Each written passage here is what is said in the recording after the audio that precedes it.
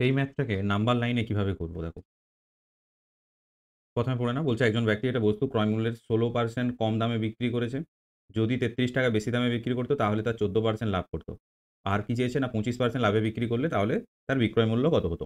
দেখো, এটাকে নাম্বার লাইনে কিভাবে কনসেপ্টটা ক্লিয়ার করব দেখো। এটা নাম্বার লাইন। এটা হচ্ছে আমার সিপি।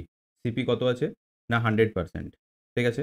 ১৬% কম দামে বিক্রি করেছে। তাহলে এদিকে কত? -16%। -16% মানে কত? 84%। ক্লিয়ার? এটা হচ্ছে SP1। এরপর বলেছে SP2 কত? না হচ্ছে 14% লাভ হতো। 14% প্লাস তাহলে 114%। এটা SP2। আর কি বলেছে যে এই দুটোর মধ্যে গ্যাপ কত টাকার? না ৳৩৩। ক্লিয়ার? আর কি চেয়েছে? না 25% প্রফিট হতে হবে। তাহলে 125% SP3 এইটার ভ্যালু আমাদেরকে বের করতে হবে। তাহলে দেখো SP1 আর SP2 এর মধ্যে পার্সেন্টেজের ডিফারেন্স কত? 14% আর 16% কত? 30%।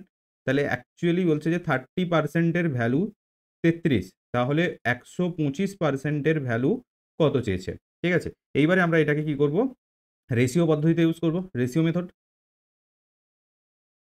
রেশিও মেথড ইউজ করছি। কি? না 30% এর ভ্যালু 33। তাহলে 125% এর ভ্যালু কত? ঠিক আছে? এইবারে এখানে আমরা ডিজিট সাম এপ্লাই করছি দেখো, ডিজিট সাম।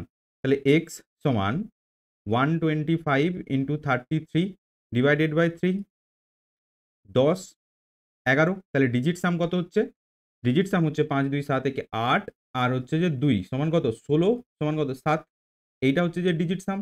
তাহলে অ্যান্সারের ডিজিট সামও 7 হবে। 7 কোনটা দেখে নাও। ৮, ২, ১০, ১১। এটা কত?